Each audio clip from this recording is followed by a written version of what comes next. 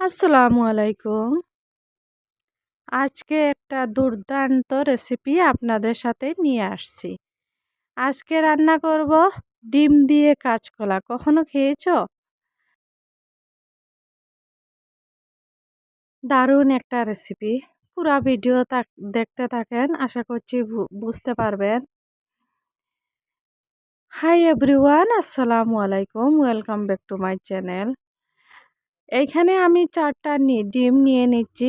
কাঁচকলা দিয়ে ডিম রান্না করতে হলে আমার কিন্তু প্রথমে লাগবে ডিম। আমি এখানে ডিম নিয়ে নিচ্ছি ৪টা।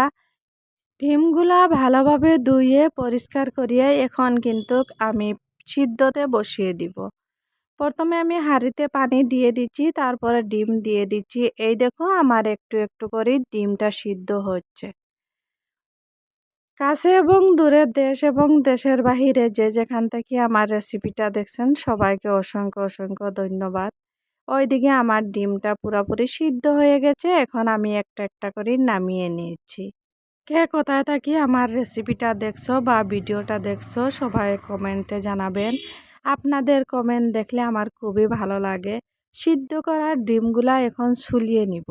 একটা একটা করে আমি মানে ৪টা ডিম আমি ছুলিয়ে নিব।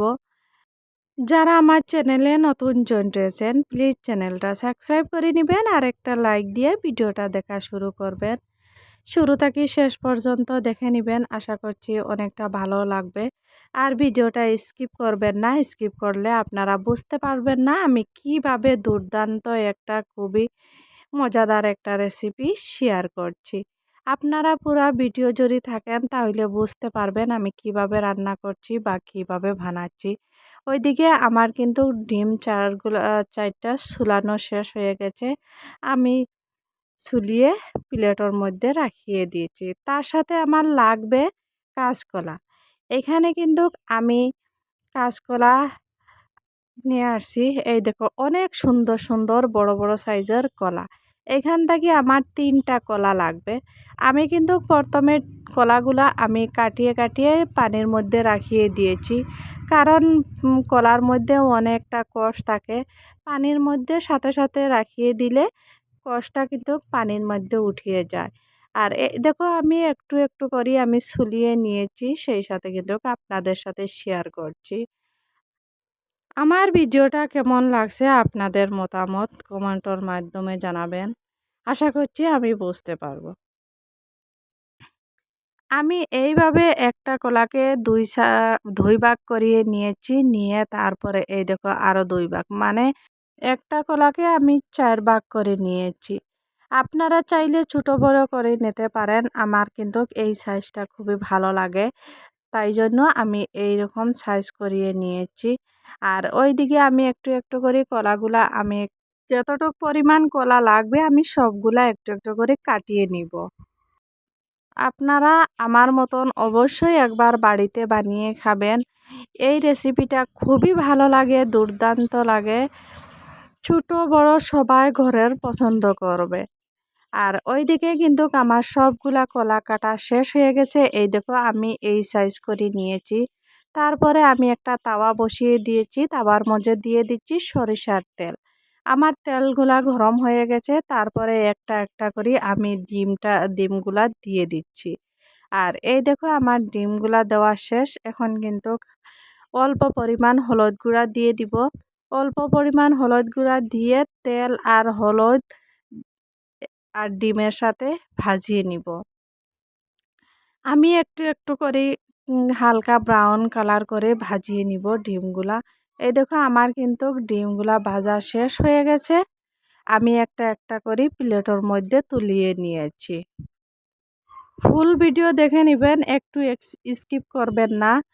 আপনারা বুঝতে পারবেন আশা করছি মানে আমি কিভাবে বানাচ্ছি এই রেসিপিটা। তারপরে ওই তেলের মধ্যে আরও অল্প পরিমাণ আমি তেল দিয়েছি, দিয়ে এখন দিয়ে দিচ্ছি কুচিয়ে রাখা পেঁয়াজ। আমি পেঁয়াজগুলা কিন্তু আমি হলুদের সাথে ভালোভাবে মিশিয়ে নিয়েছি তেলের সাথে। তারপরে দিয়ে দিচ্ছি আদা বাটা আর রসুন বাটা একসাথে বাটিয়ে নিয়েছি, ১ চামচ দিয়ে দিচ্ছি। দিয়ে এখন আমি পেঁয়াজের সাথে আর আদা রসুন বাটা ভালোভাবে মিশিয়ে নিয়েছি। নিয়ে এখন দিয়ে দিচ্ছি শুকনো মশলা। এখানে মরিচর গুঁড়া ১ চামচ, হলুদের গুঁড়া ১ চামচ আর ধনিয়ার গুঁড়া ১ চামচ। এখন কিন্তু আমি অল্প পরিমাণ পানি দিয়ে দিচ্ছি। পানি দিয়ে ভালোভাবে কষিয়ে নিব। তারপরে দিয়ে দিচ্ছি 1/2 চামচ লবণ। 1/2 চামচ লবণ দিয়ে দিচ্ছি। এখন দিয়ে দিচ্ছি আরও অল্প পরিমাণ পানি। আরও অল্প পরিমাণ পানি দিয়ে এখন কিন্তু আমি আবারও কষিয়ে নিব। এইভাবে মশলাগুলা কিন্তু আমি ৩ বার কষিয়ে নিয়েছি। যতক্ষণ না তেল ছাড়বে ততক্ষণ কষাবো। মশলাটা ভালোভাবে কষিয়ে নিলে কাঁচা গন্ধ ভাব চলে যায় আর সেই সাথে কিন্তু মানে সবজির টেস্টটা আরও বেশি মানে বেরিয়ে যায়। আর এইখানে ছোট ছোট সাইজের আমি ৩ টা তেজপাতা দিয়ে দিচ্ছি। আমার মশলাগুলা কষানো শেষ হয়ে গেছে। এখন কলা কাটিয়ে রাখা কলাগুলা দিয়ে দিচ্ছি। এখন ভালোভাবে মশলার সাথে মিশিয়ে নিব, নাড়িয়ে মিশিয়ে নিব কলাগুলা। নিয়ে এখন অল্প পরিমাণ আমি পানি দিয়ে দিচ্ছি। এই দেখো আমি কিন্তু অল্প পরিমাণ পানি দিয়ে দিচ্ছি কলাটা সিদ্ধ হওয়ার জন্য। এখন আমি ঢাকনার সাহায্যে ঢাকিয়ে দিব প্রায় ৩ মিনিটের জন্য।